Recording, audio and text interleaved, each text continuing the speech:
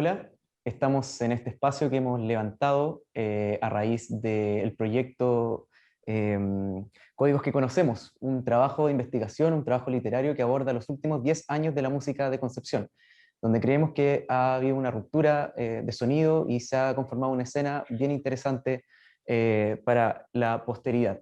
La novena versión del festival Bio Bio Cine presenta un espacio al alero de este trabajo, en donde vamos a estar conversando, vamos a estar haciendo distintos paneles de conversación acerca de música y audiovisual. Hemos estado conversando acerca de los últimos 10 años de manera general, hemos estado también revisando la producción de videoclips, el área audiovisual, y también hoy día nos toca conversar acerca del registro. Marcelo nos va a contar, el otro periodista y autor de este libro y también conductor de este espacio, acerca de lo que vamos a estar revisando el día de hoy. Hola Eduardo. Hola Marcelo. Sí, el tema de hoy se llama registro y creación de archivo, entendiendo el archivo como los distintos formatos de registro, digamos documentales, libros, fotografías, podcasts,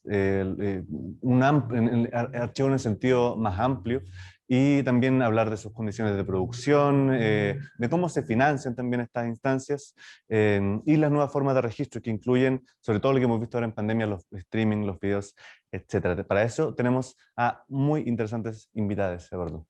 Así es, un panel bastante particular, muy interesante, y voy a partirlos presentando a cada uno. La primera es María José Mendoza. Ella es periodista, fotógrafa, música, gestora cultural, entre otras cosas. A principios de la década fue parte de proyectos como Concert o El Cadáver Exquisito, que registraron gran parte de las bandas locales que estaban haciendo en aquel momento. En otras iniciativas podemos mencionar al Proyecto Bermud, al Festival Internacional de Cine no ficción Frontera Sur. Ha estado colaborando también con proyectos como Toda la Teoría del Universo. María José también es parte de proyectos musicales como Sombra de Suni, Nuevo Desorden Mental, Oficina de Abogados Muertos, y también ha sido DJ en el bar Casa de Salud. Hola Coté, muchas gracias por estar con nosotros. Estamos Ya, ya... está excelente. Joaquín Rifo también nos va a estar acompañando. Él es periodista y músico, ha trabajado en Melómanos Magazine, en el web show Previo y en Rock en Concepción. También se desempeña como guitarrista de las bandas locales Arlequino y Rodrigo Rodeado. Además, en paralelo ha trabajado en distintas agencias de contenido y medios de comunicación. Actualmente ejerce labores entre Concepción y Santiago como editor de contenidos en la R y como periodista en Interferencia. Hola Joaquín, muchas gracias por estar hoy día con nosotros. Hola, gracias a ustedes. Y por último, quiero mencionar también a Coti Donoso, que está también acá en este espacio. Ella es documentalista.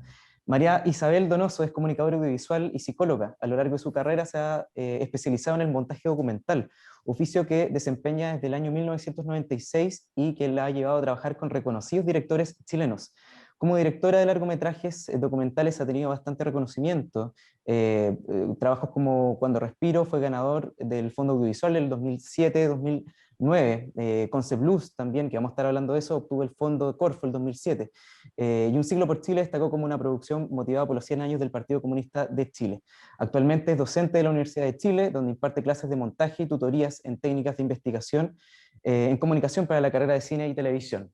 Además, Coti Donoso es parte del clan de hermanos Donoso, que en los 80 tuvo bastante relevancia acá en Concepción para la música, que estaba en la década y registró también parte de ese movimiento. Coti, un placer estar contigo hoy día. Gracias, muchas gracias a ustedes. Vamos a partir la conversación hablando en general de los registros que se han hecho de la zona, del archivo, el archivo, como decíamos al principio, entendido como libros, como documentales, como programas de radio, en el más sentido, amplio sentido del concepto, ¿no? Sobre eso les quería preguntar, ¿cuál creen ustedes que ha sido lo que más se ha relatado de Concepción? ¿Cuál es la idea que más se ha repetido, el imaginario que más se ha establecido sobre la zona? qué épocas, estilos han sido los más considerados por el archivo, por la prensa también, por los documentales, etcétera. ¿Dónde se ha centrado también ese discurso de Concepción al hablar de la La música, música. principalmente de Concepción? Le dejo abierta la palabra para quien la quiera tomar. Yo creo que lo que más resuena son los 80. Mm. Como que se ha hecho algo, casi un mito, ¿no? Como hablar del Conce de los 80 y de este concepto como de la cuna del rock nacional y todo eso, ¿no? Mm, Mm. claro. Claro, Joaquín, en ese sentido, claro, ¿quién también ha sido como el responsable de esa idea también de la cuna del rock? No sé si ha sido levantado desde Conce mismo, no sé cómo ves tú, si ha sido una idea como más santiaguina de eso, o nosotros como que en Conce nos creemos la cuna del rock realmente, o nos creímos en algún tiempo ese cuento. Ah, me imagino que en este momento ya como que hablar del rock como un estilo de música, por ejemplo, está un poco como quizás pasado de moda, pero, pero me parece que es como la misma discusión que se daba cuando se cuestionaba, por ejemplo, que el festival REC tuviera bandas que no fueran de rock. Como que yo creo que en realidad hay un imaginario en torno a la música que me imagino que eso ya desbordó un poco el rock y ahora ha pasado a ser ya quizás como un concepto más de ciudad musical, pero claro, respondiendo a la pregunta inicial, digamos, yo creo que claro, el imaginario es lo que dice la Coti, es como, eh, bueno, ella fue parte de eso, pero me imagino que de ese como conce medio New Wave, como bien con mucha influencia británica, digamos, y que las bandas también traían como ese sonido que me imagino que es lo que se asocia quizás como al sonido un poco de la ciudad también.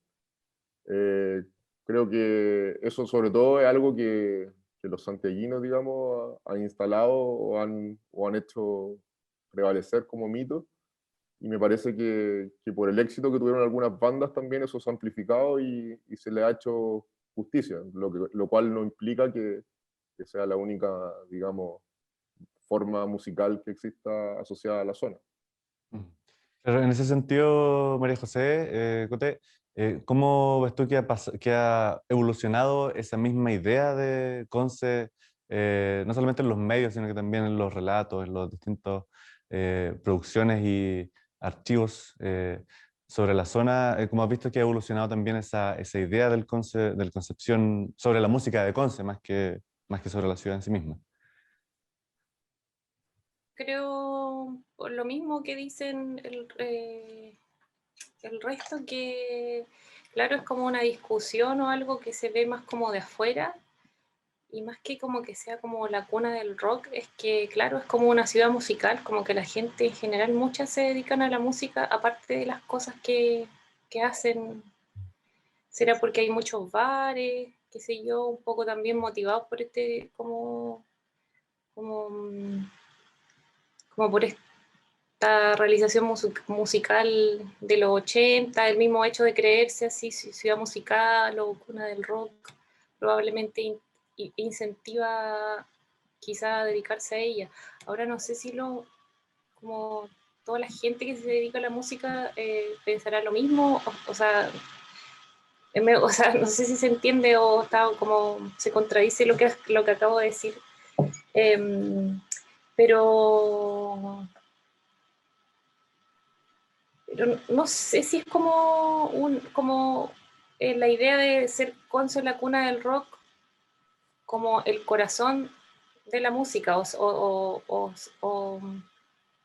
o como el motor, no sé si se entiende. Mm, Eh, mm, no sé, yo creo que tiene que ver igual con que Concepción igual es como un poco dark, como que es bien oscura y como que de algún modo, más que, o sea, aparte de la música, así como que hay mucho, no sé, poesía, literatura en general, como manera un poco como de hacerle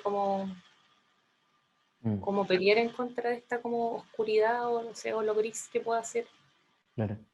Hay una particularidad en estos últimos 10 años que es evidente, que tiene que ver como con la masividad del acceso a Internet, el acceso a música de otras partes. Varias de las bandas que nacen en esta década toman referencias, claro, gracias a Internet, pero también podríamos detectar que esta masividad, esta apertura al mundo nos permite conectar con otras formas de registro.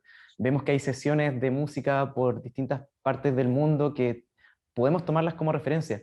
Recuerdo también, y tú, María José, que estabas como en esos proyectos, lo que tenía que ver con Concert, con El Cadáver Exquisito, que tomaban referencias de cosas que veían por Internet.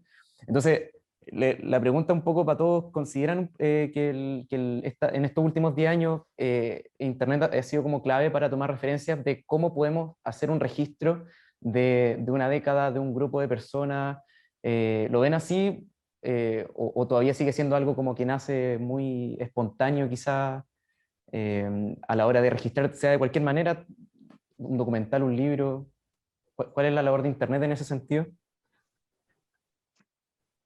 Yo misma sí encuentro que tiene como un poco de ambos. Uno, porque claro, la internet inevitablemente nos hace como conectarnos con todo el mundo, poder ver ideas, qué sé yo, inspiraciones.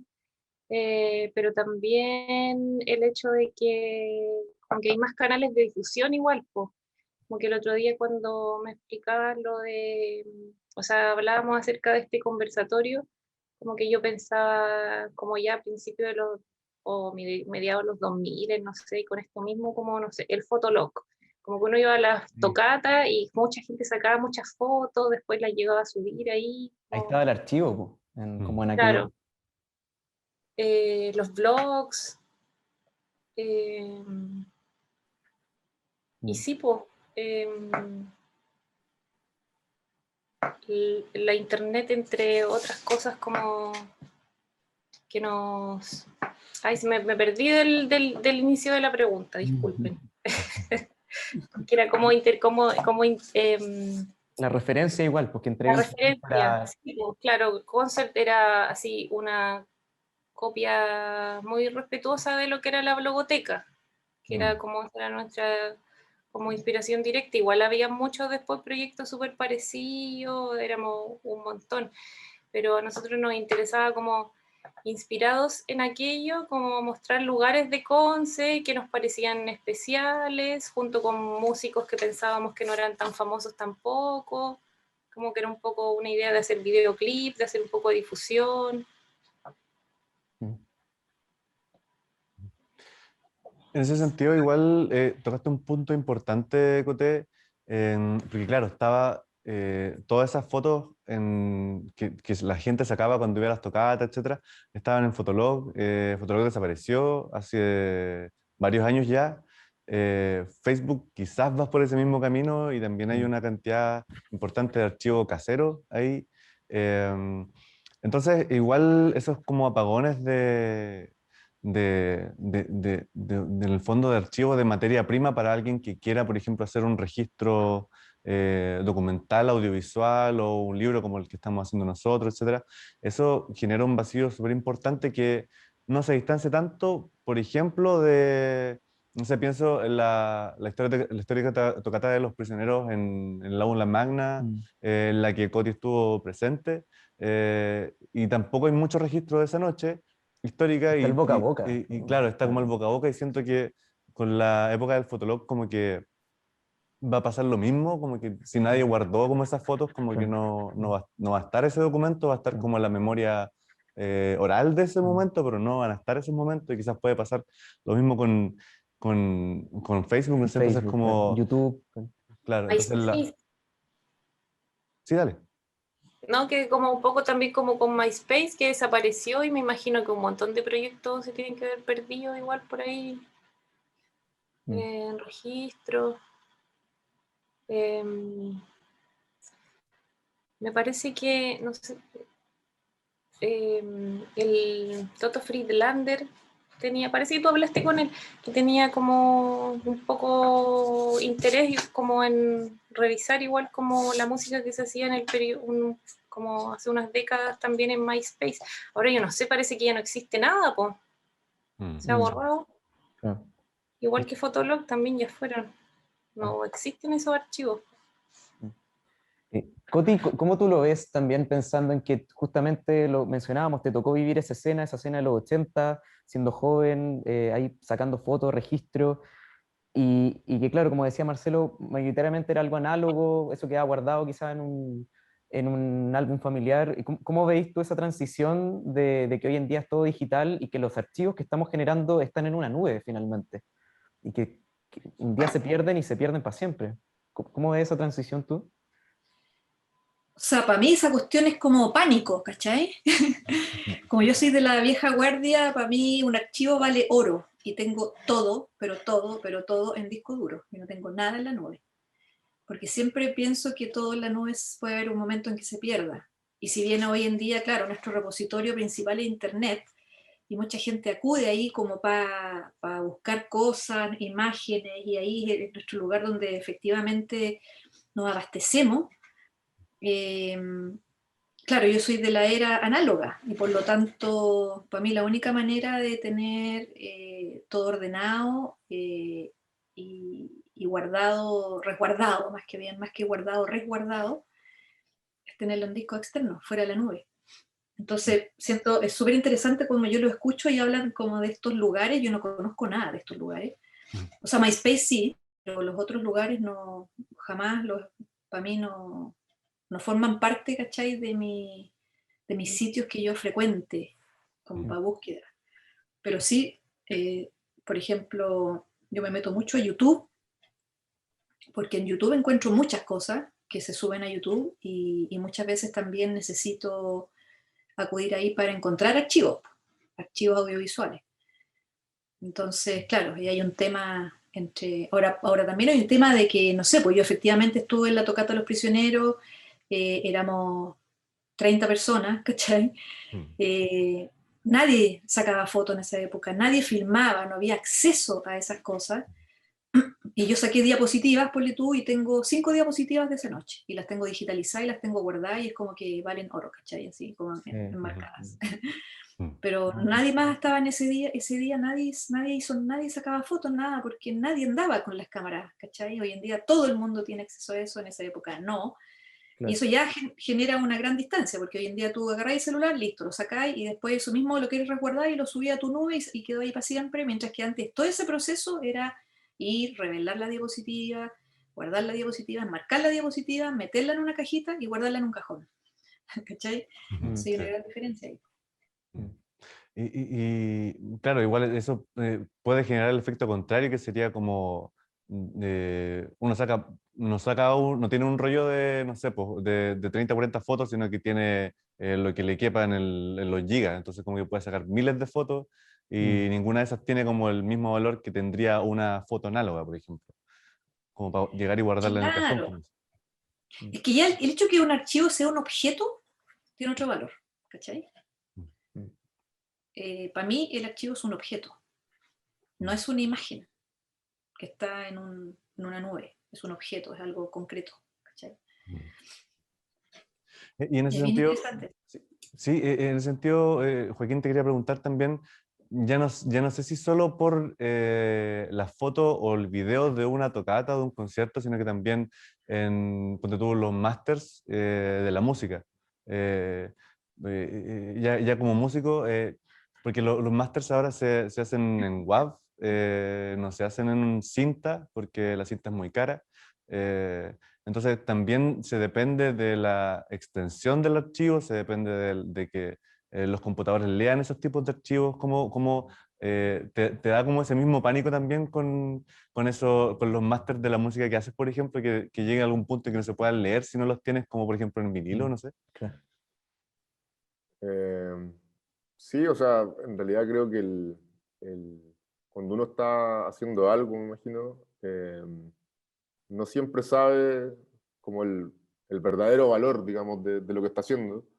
Y en ese sentido, a propósito de lo que comentaba la Coti, que la felicito por tener la visión también de tener un archivo, o sea, como de tener esa lógica de archivo, creo que no todo el mundo tiene esa sistematización, digamos.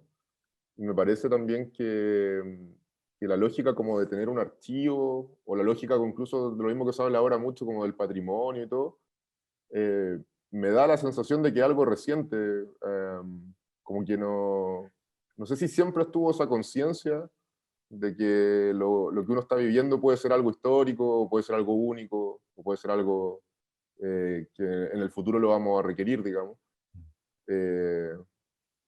Justo mientras la Coti hablaba, me estaba acordando de que, como de dos situaciones que vinculan harto, por ejemplo, a la U de Conce, que no tiene nada, no tiene la culpa la universidad, digamos, pero que justo da la casualidad que las dos fueron ahí. La primera que el 2016, cuando fui a trabajar con el Guillo Álvarez cuando él asumió la dirección de contenidos del TVU, nos dimos cuenta que queríamos hacer un proyecto como con el archivo que había del canal, que creo que empezaba como, no sé si el 96 o 97, y todas las cintas estaban desperdigadas por toda la universidad en bodega, en baño, estaban en muy mal estado, digamos, y nadie tenía mucho interés hasta esa fecha, digamos, en digitalizarla y darle el trato que se merece, reevaluarla. Y también le pasó al director del medio en el que trabajo, de Interferencia, al Víctor Herrero, cuando hizo su libro sobre la Violeta Parra, que también la universidad le dio acceso, y él me comentaba y me decía, oye, ¿sabes qué? Puta, fui a ver el archivo de su paso por la Universidad de Concepción, y habían, no sé, hojas arrancadas, ponte tú, ¿cachai? Como que alguien había arrancado una hoja para fotocopiarla después, ponte tú. Entonces también el tema como del cuidado de ese archivo, no sé si esa conciencia de la que hablaba la Coti ha sido algo tan consciente, valga la redundancia, con el pasar del tiempo. Y en el caso de la música me pasa lo mismo, como que creo que cuando uno está haciendo un disco, por ejemplo, como que está más preocupado de grabarlo en ese momento, y como que la preocupación por el archivo puede que venga después. Y bueno, no sé, por ejemplo, a mí que me gusta harto escuchar en formato de vinilo, siempre trato de buscar las ediciones de época, precisamente por eso, porque estoy tratando de buscar como el disco que salió en ese momento, y ojalá que tenga el arte original, y ojalá que sea un prensaje original también. Precisamente porque tengo miedo de que la reedición no sea, digamos, sea una reedición digital que está a partir de un formato que no es lo que estoy tratando yo de buscar del disco, digamos. Entonces creo que todo depende como de la conciencia que se tenga al momento de registrar algo y hacer ese archivo. No sé si todos, creo que ahora es mucho más consciente que antes. Me da la sensación por esos ejemplos que les ponía. Claro. Ustedes tres han hecho varios proyectos y han estado al tanto también de varios proyectos también como consumidores. Y es súper particular el hecho de generar una iniciativa que intenta hacer un registro de algo, un registro temporal, de una escena, de un circuito, de una banda de cultura, de movimientos culturales. ¿Qué pasa un poco cuando dejamos de lado esos proyectos que registran un momento y pasa mucho tiempo y queda un poco ahí quizá descontextualizado quizá a veces? Quiero conversar de eso, pero no sin mostrar un poco uno de los trabajos que hizo Coti, que lo mencionábamos al principio, que era lo de Conce Blues, un trabajo del año 2007, si no me equivoco. Tenemos ese tráiler que no es muy conocido también, un trabajo que aborda la escena musical de los 80, y lo vamos a revisar. Y para eso, Coti, me gustaría que tú misma nos hablaras muy brevemente de qué se trató ese trabajo antes de ir a ver ese tráiler. Sí, el proyecto original se llama Conce Blues, pero lo que vamos a ver ahora se llama Blues del Sur, que fue como la versión ya era como el nombre ya más de la película.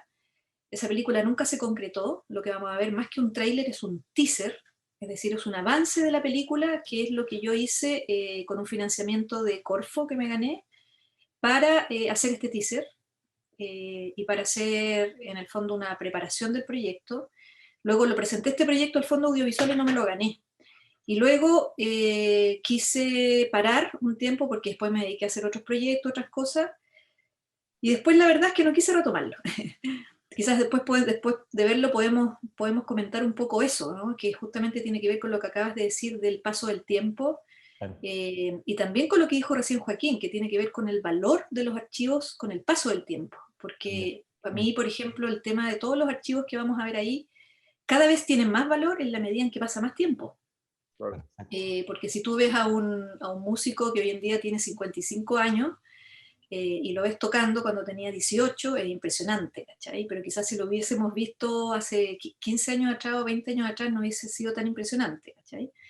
Entonces ahí hay algo, el archivo está ligado inherentemente al tiempo, y su valor tiene que ver con la temporalidad, y eso es súper bonito y es súper interesante. Entonces eso es lo que vamos a ver ahora, vamos a ver ese intento de película que quedó ahí en pausa. Digo en pausa porque yo siempre pretendo cerrarlo eso. Y eso. Buenísimo. Vamos entonces a ver este teaser de Cotidianoso y a la vuelta seguimos comentando.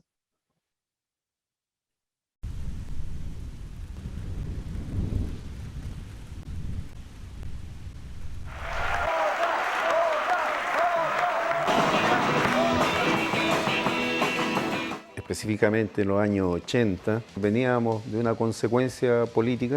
No me puedo acostumbrar a esas bodas en el parque. Estaba en una dictadura, uno estaba acostumbrado a la represión, a andar calladito con nadie.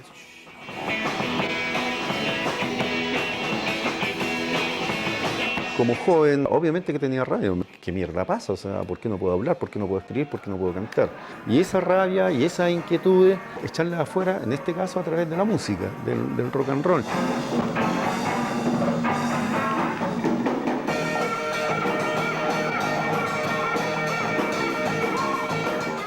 Éramos súper pocos los que estábamos en esa época. Yo tenía tenía un bajo, que en ese entonces era como harto. Nada, pues, si no había grabaciones, no había nada. No había nada en realidad. Fue una necesidad, necesitaba de sacar la voz. Viví la masacre sin saber por qué. Viví la masacre sin saber por qué.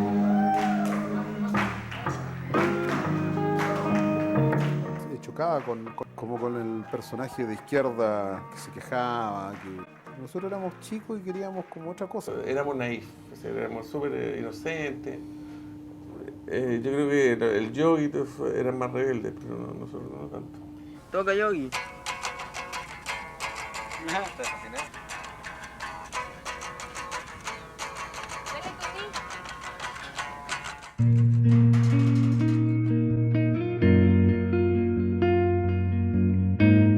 Y lo que me pasó a mí fue aprender a ganarme los espacios y los lugares que me habían quitado. Eso fue lo que me pasó, lo que logró conmigo el militarismo de la dictadura.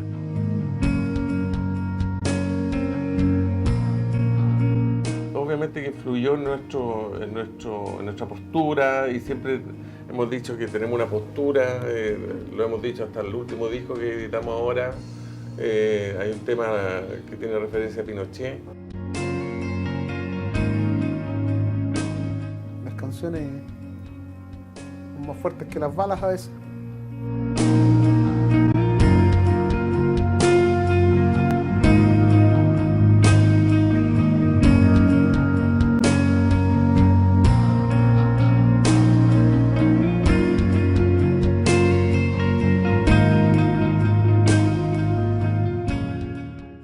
Bueno, ahí estábamos viendo el teaser de Cotidianoso, imágenes donde vemos ya personajes icónicos de acá de Conce, Mauricio Melo, el Yoyi Alvarado también, que comentan. Y la idea, bueno, a propósito de este teaser que acabamos de ver, es un poco que comentemos con el panel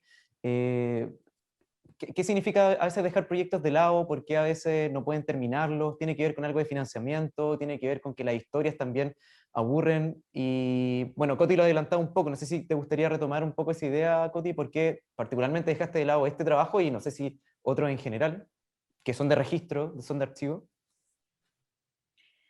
Sí, a ver, hay razones bien personales que tienen que ver con los momentos también en que uno está y retoma estos proyectos. O sea, tenéis que cachar que yo, por ejemplo, hice el registro de muchas de estas cosas que están aquí hace muchísimos años, muchísimos años. O sea, esas imágenes que salen del aula magna, donde salen los tres tocando, son del año 87, ¿cachai? Y es el primer concierto que dieron los tres solos con nosotros, que yo tocaba Los Cuatro Amigos del Doctor. Entonces eran los tres y nosotros teloneábamos a Los Cuatro Amigos. Eh, entonces ese registro, por ejemplo, es un registro que se hizo en ese instante, en ese momento, con la emoción de ese momento. Nosotros teníamos el privilegio de que había una cámara de video en esos años en mi casa, porque mi papá no sé de dónde se la había conseguido, una cámara tubo, ¿cachai? Que tenía un grabador aparte, así toda una cuestión para salir a grabar. Había que grabar entre dos, no podía grabar una sola persona. Y luego pasa el tiempo, pasa el tiempo, pasa el tiempo, eso se resguarda, que hay la cinta VHS, yo me pongo a estudiar cine, ¿cachai? Pasan cosas, ¿no? Y de repente, ¡fum!, se me aparece de nuevo este momento único, histórico, eh, y dije, ya, voy a hacer el proyecto, lo voy a presentar, pero después como ya no hubo financiamiento, quedó ahí frenado, porque además a mí me pasaron otras cosas, entre medio tuve hijos, no sé, cosas de la vida. Y luego cuando quise retomarlo, yo dije, mejor voy a esperar un poquito. Y voy a esperar un poquito por esto que comentaba antes, que tiene que ver con que creo que es muy interesante ver un cambio mayor en los personajes principales en relación a los archivos que estamos viendo, ¿cachai? Siento que es mucho más contrastante el que, por ejemplo, nosotros los veamos, no sé, en 2 años más, que ya todos van a ser cincuentones así declarados, que ya son canosos, guatones, pelados, y que tienen vidas completamente distintas a las que tenían en ese momento. O sea, eso yo lo encuentro súper interesante, ¿cachai? Como el contraste que puede haber entre un presente y algo que ocurrió en un cierto momento. Chile es otro, no estamos en dictadura, en esa época estábamos en plena dictadura, los cuerpos son otros, las cabezas son otros, las vidas son otras, y ha pasado la vida por encima nuestro, completamente, ¿cachai? O sea, es impresionante. Entonces ahí hay una cierta como madurez también, ¿no? Que uno como que siente que las cosas no hay que apresurarlas, sino que también uno puede esperar. Y claro, yo tengo también otro privilegio, que en el fondo es que poseo esos archivos son míos, ¿cachai? Y no tengo que comprarle a nadie nada, no tengo que pedirle un favor a nadie, los tengo guardados y yo puedo decidir cuándo, digamos, tomarme el tiempo para poder retomar eso. Eso es lo que me pasa a mí con ese proyecto, ¿no? Sí. Yo creo que la falta de financiamiento es algo que tú nombrabas, Coti, y es algo que recorre la cultura en general, tanto la producción de la cultura, la producción de música, la producción de cintas, de documentales, el periodismo también, en el área del periodismo en general también. Entonces quería preguntar a ustedes tres, en verdad, sobre cómo es convivir con esa falta de financiamiento, qué otros problemas también surgen en sus respectivas disciplinas para poder lograr culminar los proyectos en los que están embarcados. Entonces, ¿cómo lidian con eso? ¿Qué estrategias han aprendido a utilizar? ¿Han mejorado esa precariedad durante la década? ¿Como que se ha logrado superar de a poco o sí, igual que hace 10 años? No sé quién quiere partir. Joaquín, ponte tú. ¿Tienes, se te ocurre como un análisis como a lo largo de la década, cómo ha sido ese efecto? O sea, podría hablar como solo de lo que me ha tocado vivir a mí. Me acuerdo cuando estaba en la universidad. Bueno, o sea, yo creo que depende mucho como de lo que uno, del momento de la vida que uno esté pasando. O sea, como por ejemplo, cuando teníamos la revista La Melómanos, o sea, que todavía existe, me refiero, pero como cuando hacíamos como la revista Claro. mensual, que primero era digital y después pasó a ser física. Estábamos todos en la universidad, así como que no teníamos ninguna responsabilidad, no teníamos que pagar arriendo, ¿cachai? Entonces al final era como, éramos puros cabros, ¿no? Y tenías todo el día para hacer esa cuestión y como que no hay nadie presionándote, digamos, para hacerlo más que tú mismo. Claro. Y claro, entonces como que las dificultades con las que lidiamos era solo la falta de financiamiento. La logramos publicar impresa 2 veces gracias a los crowdfunding que hicimos con los lectores, que ellos la pagaron básicamente la revista, pero nos alcanzó para 2 números impresos y después ya no pudimos seguir, digamos. Y claro, creo que si hubiésemos estado en un momento de nuestras vidas como el que estamos ahora, por ejemplo, que ya todos pagan arriendo, o sea, algunos tienen hijos, etc., no hubiésemos trabajado gratis, no hubiésemos, no sé, como que hubiésemos estado mucho más preocupados de postular un fondo que de hacer la revista, por ejemplo.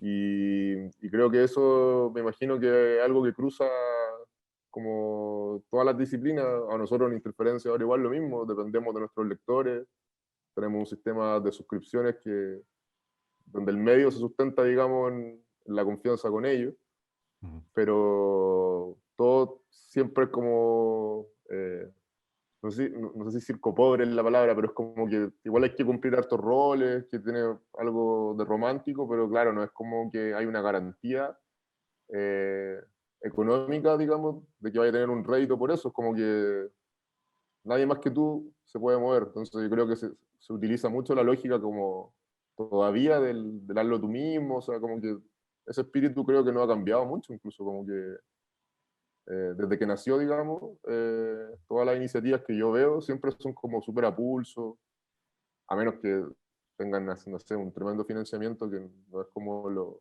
habitual. Sí. Coté, la misma pregunta, tú también has estado haciendo harta pega audiovisual también y bueno, de gestión en general, entonces en el área, entonces te quería preguntar también lo mismo, ¿cómo has visto las condiciones laborales, si han mejorado, se han mantenido, incluso si han empeorado, no sé, con respecto a 2009, 2010? Yo creo que, bueno, en mi caso particular o con la gente con la que trabajo han mejorado, pero porque tal vez tenemos ahora más experiencia, qué sé yo, y como que tenemos más como, entre comillas, cachamos más como postular un fondo como por ganarlo. ¿Cachai? Pero como decía Joaquín, como que hay harto de esos impulsos de los primeros, igual cuando hicimos el concert nos pasó que entre que nos interrumpió el terremoto y ahí dejamos de hacerlo, y también coincidió en que como que estábamos saliendo de la universidad, luego empezamos a tener nuestras propias pegas y como que otros se fueron de la ciudad y ahí el proyecto como que se dispersó. Pero creo que igual hay harto de la gente que hace registro que no lo hace, como con, o sea, en general en el arte y la cultura uno no sabe que no lucra con aquello. Lo que se permite es como poder vivir un poco, generalmente a través de concursables, pues, porque si no, ¿qué sería como tener un auspiciador? Y ahí ya como que te metís también como en otros compromisos. No digo que un fondo concursable de gobierno no tenga cierto compromiso también, pero por eso, o sea, no lo vamos a dejar de hacer. Pero creo que hay harto como de la pega de archivo que es sin financiamiento, pues incluso ahora mismo, bueno, ahora ya no, porque no hay conciertos ni nada, pero chicos, chicas que toman, que sí, súper buenos fotógrafos y fotógrafas y van porque hacen el registro nomás, o sea, no van a trabajar, digo, sino que, y lo mismo pasa igual, no sé, las tocatas de antes también, hay mucho archivo que es simplemente gente fanática de la música que se va haciendo un archivo de las bandas que les gustan o por apoyar la escena. Y eso, pero respecto como, claro, como dices tú, las condiciones laborales en cultura, claro, uno porque también está más grande, como que ya no puedo como trabajar como trabajaba antes porque tengo otras responsabilidades, como decía Joaquín igual. Pero si no, probablemente igual estaría siguiendo, bueno, y todavía uno, no sé, pues uno se dedica a la música y no porque sé que voy a hacer, voy a y tocar en mega conciertos, porque ese tampoco no es el objetivo, pero por la pulsión de hacerlo nomás, pues, porque te gusta. Buenísimo. Bueno, para ir cerrando este panel, esta conversación que ha estado muy buena, teníamos una última pregunta para poner a discusión. Se dice mucho, uno de los principales registros, lo estábamos hablando recién, que se ha hecho de Concepción, de la escena musical de Concepción, que es lo que hoy día nos llama a hablar, está presente en los 80, un poco en los 90 hasta los 3, han sido los principales trabajos que se han hecho en todo sentido, en documentales, en libros que abordan ese periodo. Lo que me gustaría conocer su opinión es acerca de estos últimos años, acerca de esta última década, las bandas que han salido, bandas que han tenido la oportunidad de tener un éxito no menor, de tocar afuera, de tener un circuito bastante interesante. Entonces les quería preguntar un poco, no ha habido mucho registro de eso, de estos últimos 10 años. Pero sí me gustaría saber sus impresiones, cómo ven un poco esa escena, cómo ven la música hoy en día de Concepción, cómo creen que se registra o se va a registrar un poco, tomando en consideración todas estas bandas nuevas que han salido y que se alejan un poco de lo que se registró en aquellos años, todo este sonido más británico como hemos hablado. Coti, ¿cómo lo ves tú, que tú viviste también esa década? ¿Cómo ves la actualidad de la música de Conce? Yo no conozco tanto la música de Conce hoy en día, porque no vivo en Conce. Lo que más conozco de Conce hoy en día es el jazz. Y de hecho, justo mientras estábamos hablando todo esto y mientras la María José hablaba, yo me imaginaba y decía, ¿por qué no se ha hecho nada del jazz? Con fuerza, cuando el jazz penquista también es muy potente, y también en los años 80 yo me acuerdo mucho que también íbamos a escuchar jazz. Y de hecho con el Titae y con el Pancho Molina y con el Moncho Romero, o sea, con todo ese ambiente como que había un rollo ahí con el jazz que no fue registrado con tanta potencia como si fue registrado el movimiento más Britpop. Entonces igual eso me llama la atención. Hoy en día lo que yo más conozco la verdad es el jazz, y cuando iba a Conce antes de la pandemia, eh, me lo pasaba en el Malpaso y en otros lugares donde se escucha mucho jazz. Creo que, bueno, cuando el Callejón tenía música también, iba mucho allá a escuchar jazz. Y porque, bueno, también mi hijo es jazzista, mi sobrino, el Yayo Durán, es jazzista, y hay harta gente jazzista que tocan allá y que uno los va a mirar, ¿no? Que son amigos, el Pablo Vidal. Entonces, hay un tema ahí que yo no estoy tan al día del resto de las bandas que hay. Pero sí quería hacer una acotación interesante, y fíjate que también lo estaba pensando mientras tú hablabas, Eduardo, y es que yo creo que hay un link que se genera eh, entre la música y la sociedad, entre la música y el momento histórico. Y creo que quizás hay algo hay como un caldo cultivo, hay una cosa muy potente en lo que pasó en dictadura. Y por eso quizás también hay más material, ¿no? Porque ahí hay un vínculo muy potente, que un poco también lo del teaser que vimos ahora, ¿no? Cómo la música te sirve para salir de ciertos estados, de salir de ciertos momentos, de liberarte de alguna manera. Y en este caso era bien único, porque nosotros no hacíamos música como de protesta, que es lo que se hacía, sino que hacíamos otra música. Y de hecho éramos súper como criticados por los que hacían música de protesta, nos decían que éramos como enajenantes, no sé qué, ¿cachai? Pero era nuestra manera de también salirse de ese ahogo que te llevaba a la dictadura, porque vivir una dictadura es una cuestión que te lo recomiendo, o sea, es como ya otra cosa, ¿cachai? Que no podéis respirar tranquilo, efectivamente, ni caminar tranquilo por la calle, cuestiones que quizás nadie se imagina si no lo ha vivido. Eh, entonces quizás puede ser algo así, ¿no? Concepción, una ciudad muy política, es una ciudad que finalmente también tiene un rol muy importante en la gestación de los momentos, entonces siento que quizás hay algo de eso. Para mí, por ejemplo, el Tras Bambalinas del año 2011, ¿no? ¿Cuándo fue el terremoto? 2011, 2010, sí. 2010. Y lo que pasó después de eso, creo que también hay algo súper interesante. Nosotros con el Melo ahora, el año pasado, presentamos un proyecto, no recibimos financiamiento, no quedó aceptado, con los registros del Tras Bambalinas, que son muy pocos, hay muy pocos registros. Intentamos buscar y sabemos que hay, pero no Mucho llegamos por a todo. celular, en eso, hay como muchos celulares grabando. Claro, exacto. Y cachai que también tiene que ver con el momento histórico, con lo que estaba sucediendo. Entonces siento que esos momentos vinculados a la música generan algo muy interesante, que es lo que yo siento que el archivo tiene, ¿no? Que puede capturar y unir todas esas cosas. ¡Pum! Es como un instante, pero donde algo sucede en un contexto específico y en un año específico, ¿cachai? Entonces hay que preguntarse qué pasa después, ¿cachai? ¿Qué pasa después en Conce? ¿Por qué después como que se pone más latigúa la cosa? ¿Qué pasa después que no hay tanta fuerza en eso, en el registro? Quizás algo pasa también a nivel de lo que pasó con el movimiento cultural completo en Concepción. Quizás algo sucede, ¿no? Entre medio, pero que después de nuevo vuelve a resucitar, ¿cachai? Entonces ahí hay algo que yo creo que es re interesante conversar. con respecto a eso. Yo la verdad es que no cacho mucho tanto porque no he vivido los últimos 30 años en Concepción, pero voy mucho y percibo, olfateo ambientes, ¿no? Sí. Joaquín, también, ¿cómo lo ves tú? ¿Cómo ves la escena? ¿Cómo, a pesar de que no ha habido mucho registro de lo actual, cuál es tu sensación? ¿Cómo se registra? ¿Cuáles son tus ideas que se te vienen a la cabeza pensando en la escena actual o en la de hace 10 años?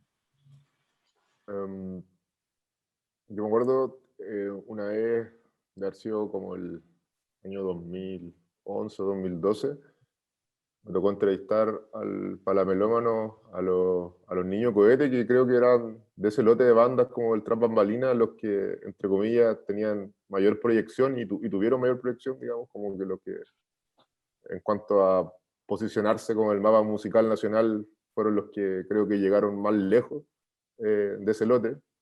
Y una cosa que me llamó harto la atención fue que como que ya estaban sonando harto en Santiago, a mis amigos de Santiago les gustaban harto, y yo decía como, hablé con el Pablo, me acuerdo, con el vocalista, y le decía como, oye, ¿y cuándo se van a ir a Santiago? Y como pensando en el camino lógico de las bandas de Concept, como que se van a o incluso de los profesionales de Concepción, que como que se destacan en Concept y luego se van a Santiago. Y me acuerdo que me dijo, no, nosotros nos vamos a quedar acá nomás, como que se puede viajar, ¿cachai? Creo que también obviamente por el tema del internet y todo. Y eso como que, esa idea que igual a mí como que en ese momento me sorprendió, digamos, como ese proyecto de hacer algo como profesional desde Conce y tocar igual en festivales en Santiago y viajar y todo, pero todavía viviendo en Conce. Creo que es una idea que siento que ha estado súper presente en los últimos 10 años y ha hecho que igual se profesionalice harto la escena, como que ya Conce en cierto modo no es el exportador de talento que alguna vez fue, por llamarlo de alguna manera. Entonces mucha gente con talento joven, fotógrafo, audiovisual, etcétera, se ha quedado en la ciudad y ha hecho que los proyectos sean cada vez más profesionales, digamos. Eso por lo menos es lo que yo he visto en los últimos años. Veo que hay productoras súper bien armadas, veo que vienen una banda como Los Pillanes, que son los hermanos Durán con los La Vaca y Pedro Piedra, y el video en Conce se lo hace una productora de Conce. Entonces como que también creo que se va agarrando cierto roce que quizá antes había que irlo a buscar afuera. Y espero que eso se siga profundizando, digamos, y que también no se pierda la perspectiva de que efectivamente hay que salir de acá de la ciudad, hay que como salir a respirar otro aire, los proyectos tienen que tener cierto rodaje, digamos, pero yo siento que cada vez se ha ido profesionalizando más, no veo como un retroceso en términos técnicos, por lo menos, y también me parece que las propuestas han ido como diversificándose y no están tan asociadas a un sonido, digamos. Es interesante ese punto, Joaquín, y quería preguntarle a la Coté qué piensa al respecto, ya para ir cerrando. Porque claro, es un factor, ¿qué otros factores más ves tú que han aportado a la profesionalización de la escena? Que apuntaba Joaquín, que claro, un factor importante es que no hay una fuga de talentos, en el fondo todos se están quedando acá, están asociándose y produciendo cosas más grandes que ellos solos, digamos. No sé si ves tú como ese un factor importante, ves otros para sumar también en perspectiva, ¿cuál es tu pensamiento al respecto? Que creo que esos mismos ejemplos como que hacen que otros les den, como que impulsen a otros proyectos. Y también pienso ahora como, bueno, pensando en el contexto de la pandemia, que hay harto de autorregistro igual, como grabarse, no sé, los teléfonos tienen buena calidad de imagen ahora, incluso grabar la propia música, como que ahora se hace más posible por la tecnología. Pero en el caso, como dices, como de la mayor profesionalización, yo creo que tiene que dar todo eso como de tomar el ejemplo de otros que lo han podido hacer. Como un comportamiento así bien como primitivo o imitativo. Sí, o sea, retroalimentando la escena de alguna forma. Sí, se me ocurre también que, por ejemplo, no sé, pues el Pancho Molina volvió a Conce, el Mauro Basualto volvió a Conce, ¿cachai? Como que también hay un retorno, hay algo como de volver a Conce, también como para devolverle un poco la mano a Conce, así como que lo veo yo, ¿cachai? Y claro, y bueno, yo me acuerdo perfecto cuando el Pancho tomó la decisión y que salimos a comer un día y me contó esa cuestión, y claro, fue como, a mí yo quedé plop, cuando me dijo que no, que se iba a instalar ahí, pero él tenía súper claro que quería instalar un estudio y que quería contribuir, ¿cachai?, a la profesionalización en Conce. Entonces también yo creo que hay cosas ahí que influyen. Y lo otro es que hay una cantidad de escenarios, que son escenarios no formales, ¿cachai?